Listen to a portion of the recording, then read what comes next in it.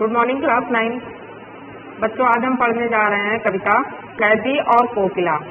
इसके कवि हैं माखनलाल चतुर्वेदी। आपने ये कविता चाहा नहीं है सुरबाला के गहनों में गूंथा जाऊं फूल की अभिलाषा, ये कविता आपने कभी न कभी कहीं न कहीं जरूर पढ़ी होगी या सुनी होगी। इस कविता के रचयिता भी माखनलाल चतुर्वेदी हैं। उन्होंने अधिकांश देशभक्ति की कविताएं लिखी हैं, तो उन्हीं में से एक कविता कैदी और कोकिला आज हम पढ़ेंगे। पहले इनका जीवन परिचय हम जान लेते हैं। माखनलाल चतुर्वेदी का जन्म मध्य प्रदेश के होशंगाबाद जिले के बावई गांव में सन 1889 में हुआ। मात्र 16 वर्ष की अवस्था में वे शिक्षक बने। बाद में अध्यापन कार्य छोड़ उन्होंने प्रभा पत्रिका का संपादन शुरू किया। वे देशभक्ति कवि एवं प्रखर पत्रकार थे। उन्होंने कर्मवीर और प्रताप का भी संपादन किया। ये दोनों उस समय के प्रसिद्ध अखबार हुआ करते थे, कर्मवीर और प्रताप। सन 1968 में उनका देहांत हो गया। हिम कीर्तनी, साहित्य देवता, हिम तरंगिनी, बेणु लोग गूंजे धरा उनकी प्रमुख कृतियां हैं। उन्हें पद्म भूषण एवं साहित्य अकादमी पुरस्कार से सम्मानित किया गया है। माखनलाल चतुर्वेदी की रचनाएं राष्ट्रीय भावना से युक्त हैं। उनमें स्वतंत्रता की चेतना के साथ देश के लिए त्याग और बलिदान की भावना मिलती है। इसीलिए उन्हें एक भारतीय आत्मा कहा जाता है। इस उपनाम से उन्होंने कविताएं भी लिखी हैं। वे एक कवि कार्यकर्ता थे और स्वाधीनता आंदोलन के दौरान कई बार जेल गए। उन्होंने भक्ति, प्रेम और प्रकृति संबंधी कविताएं भी लिखी हैं।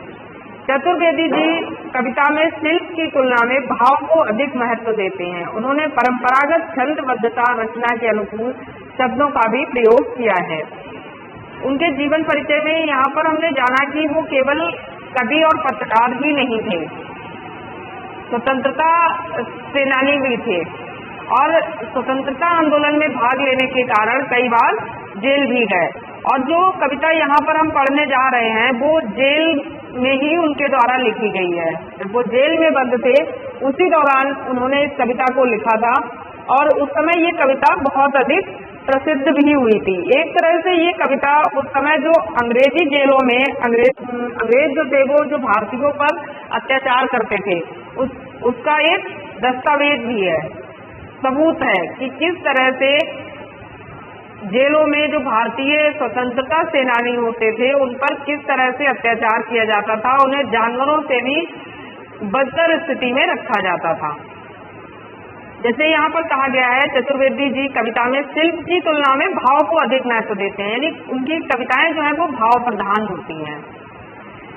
ब्रिटानी उपनिवेशवाद के शोषण तंत्र का बारीक विश्लेषण करती कैदी और कोकिला कविता बहुत लोकप्रिय रही है। ये कविता भारतीय स्वाधीनता सेनानियों के साथ जेल में किए गए दुर्व्यवहारों और यातनाओं का मार्मिक साक्ष्य प्रस्तुत करती है।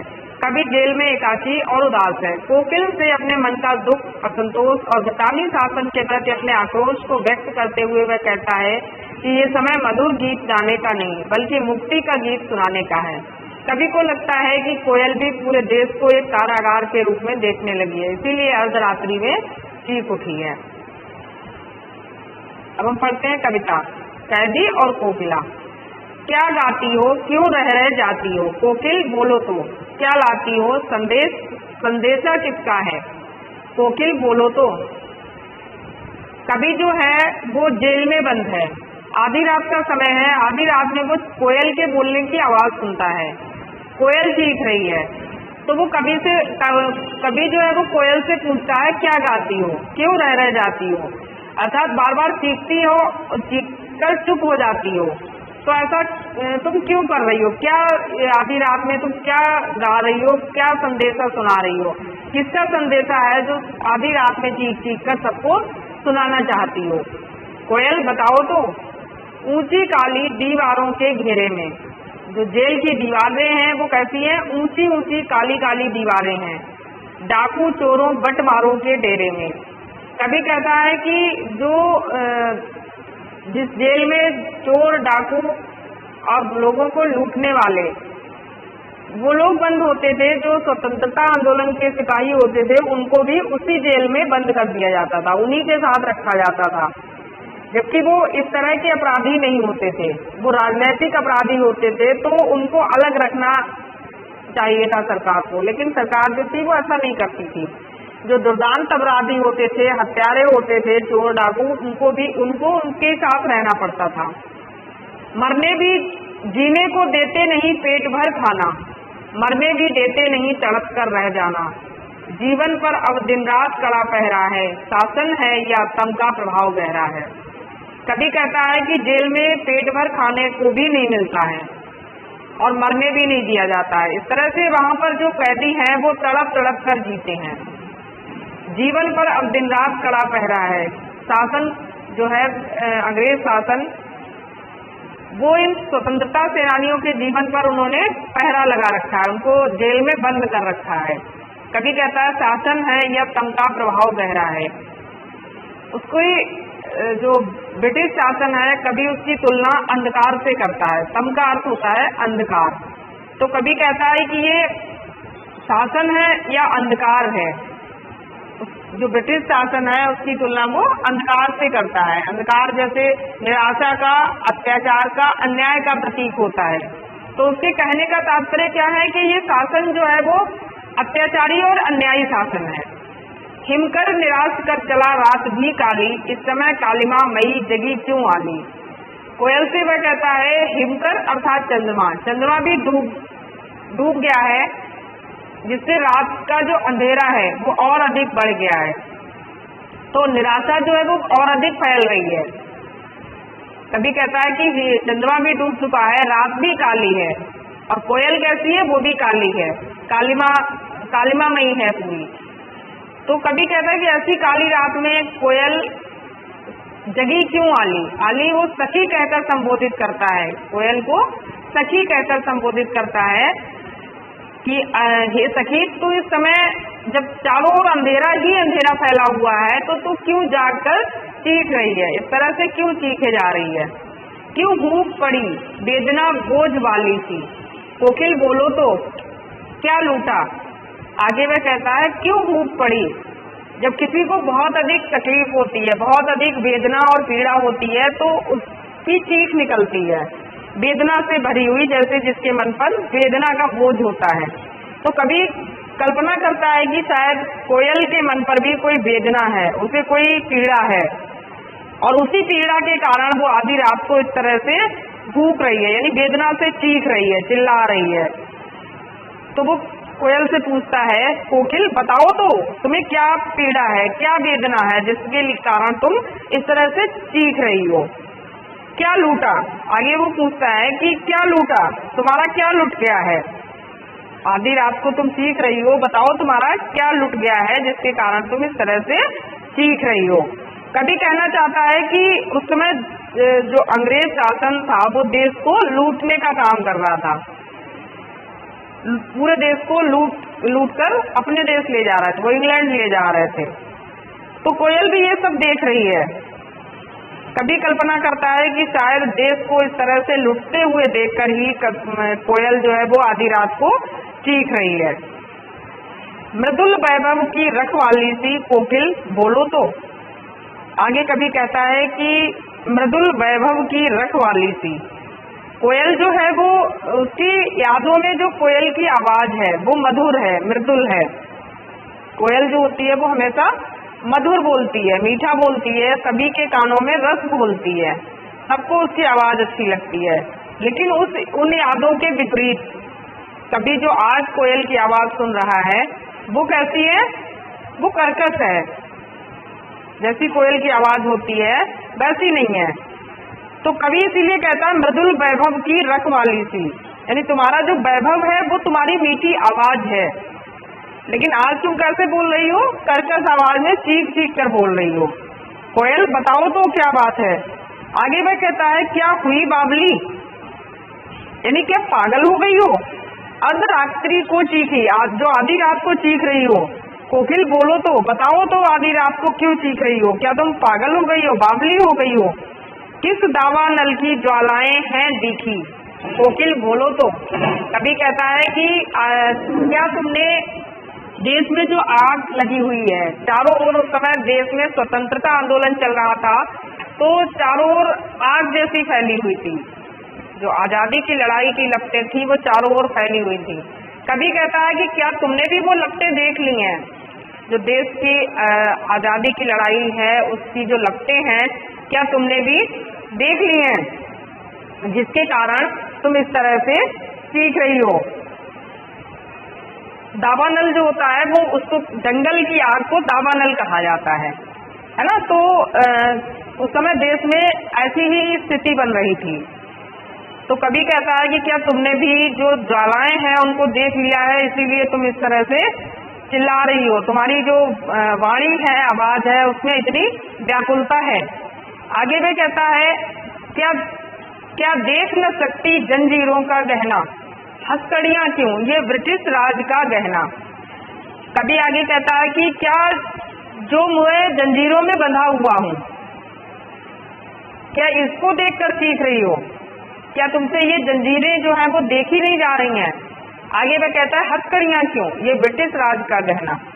ये हथकड़ियां नहीं है, ये हमारे लिए बेड़ी नहीं है, हथकड़ी नहीं है, ये हमारे लिए ब्रिटिश राज का गहना है, यानी ब्रिटिश साम्राज्य द्वारा हमें ये गहना पहनाया गया है, क्योंकि हमने भारत माता की सेवा में खुद को समर्पित किया है। उसकी आजादी के लिए लड़ाई जो हम लड़ रहे हैं, उसके उपहार स्वरूप ब्रिटिश साम्राज्य द्वारा हमें ये गहना पहनाया गया है। ये तो हमारे लिए एक तरह का पुरस्कार है। आगे वह कहता है कोलू का चर्रक क्यों जीवन की तान, गिट्टियों पर अंगुलियों ने लिखे गान, हूँ मोट खींचता लगा पेट पर जुआ, खाली करता हूँ ब्रिटिश अकड़ का कुआं। जो कैदी होते थे उनसे जेल में कोलू चलवाया जाता था। तो जो कोलू की आवाज है, कभी कहता है जो कोलू से जो आवाज निकलती है वो हमारे लिए जीवन की तान बन गई है, जीवन का गान बन गया है। वो हमारे लिए, हमें वो बोझ सा नहीं लगता है, हम उसको प्रसन्नता से कर रहे हैं। हूँ मोट खींचता लगा पेट पर जुआ। जो पहले के समय में रहट होते थे, जिन बैलों को जोतकर उनसे पानी निकाला जाता था, कुओं से पानी निकाला जाता था। तो अंग्रेज सरकार जो थी वो जेलों में बैल नहीं जोतती थी, उनमें बैल नहीं जोते जाते थे, उनकी जगह पर जो स्वतंत्रता सेनानी होते थे उनको जोता जाता था। उनसे उस रहट को चला के और पानी, कुएं से पानी निकाला जाता था। तो वो कहता है कि जब मैं जुए में लगकर मोट खींचता हूँ, यानी रहट चलाता हूँ, तो मैं ये समझता हूँ खाली करता हूँ ब्रिटिश अकड़ का कुआं। मानो मैं ब्रिटिश साम्राज्य की जो अकड़ है, उसका जो अहंकार है, उसको खाली कर रहा हूँ, धीरे धीरे उसको खत्म कर रहा हूँ। जैसे कुएं से पानी निकल रहा है, बस उसको लग रहा है कि वह ब्रिटिश अकड़ का, घमंड का कुआं जो है वो लगातार खाली करे जा रहा है। और इससे मुझे निराशा नहीं होती है।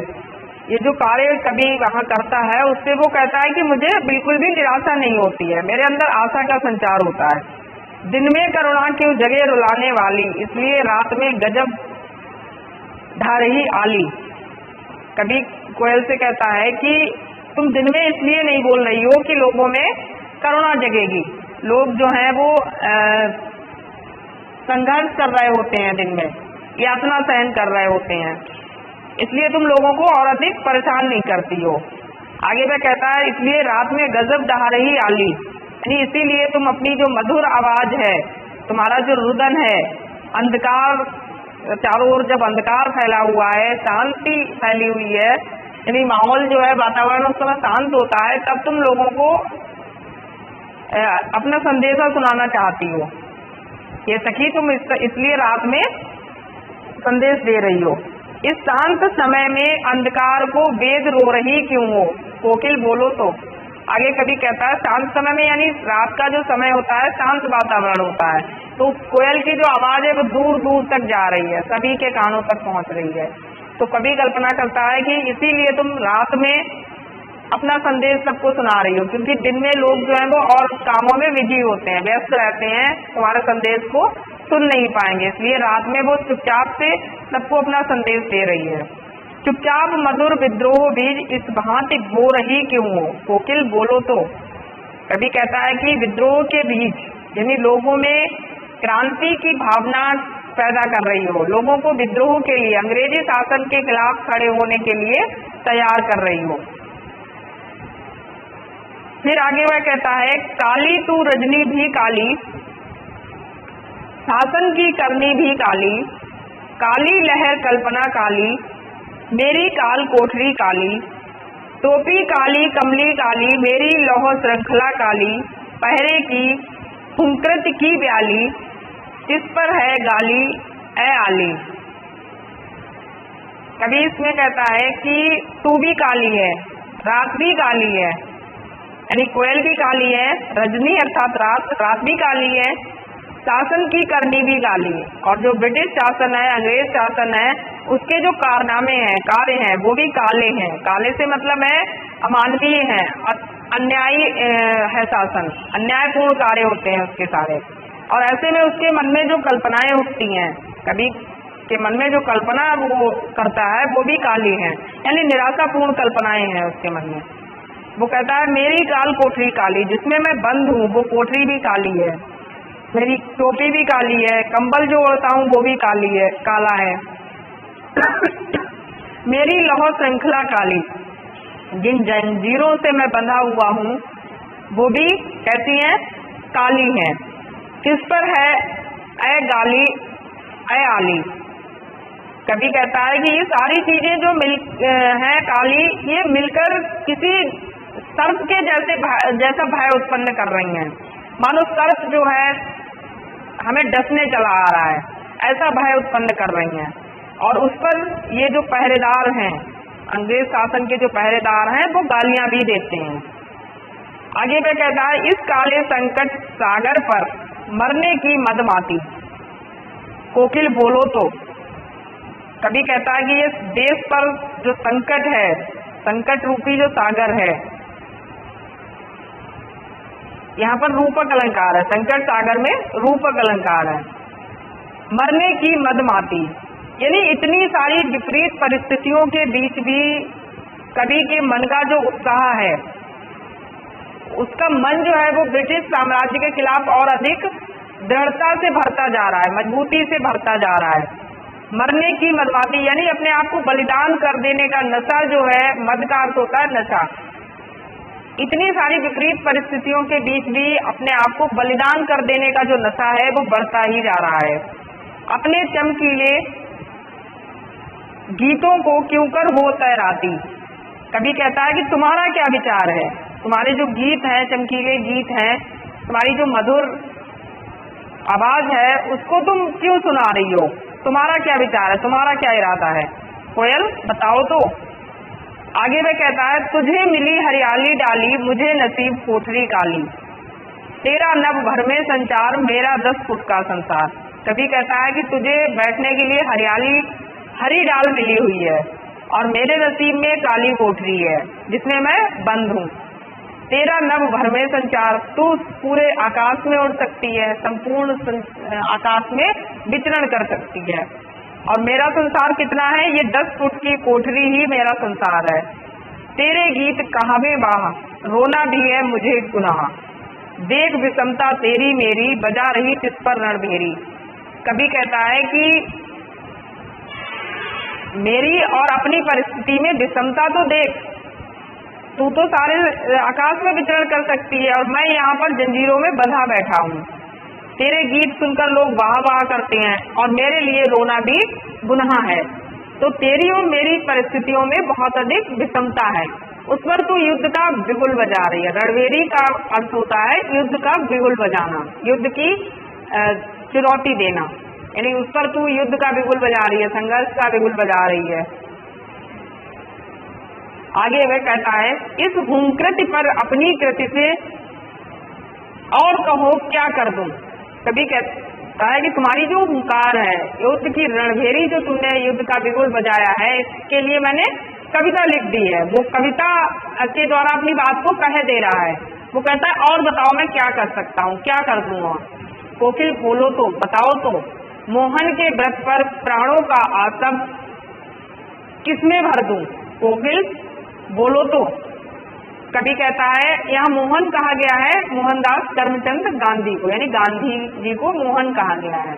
कभी कहता है कि मोहनदास करमचंद गांधी ने जो देश की आजादी का व्रत लिया है, उस पर मैं अपने प्राण भी न्यौछावर करने को तैयार हूँ। प्राणों का आसव यानी प्राणों का रस जो है वो मैं किस तरह से उसको अपने प्राणों का बलिदान कर सकता हूँ। मैं तो अपने प्राणों का बलिदान देने के लिए तैयार ही हूँ। कोयल बताओ तो, यानी मोहन के व्रत पर प्राणों का बलिदान देने को तैयार हूँ, उसके अलावा मैं और क्या कर सकता हूँ, बताओ तो मुझे। तो इस तरह से ये कविता है। इसके बाद क्वेश्चन आंसर है। इस वीडियो को देख के आप इसका भाव अच्छी तरह से समझ लें। धन्यवाद।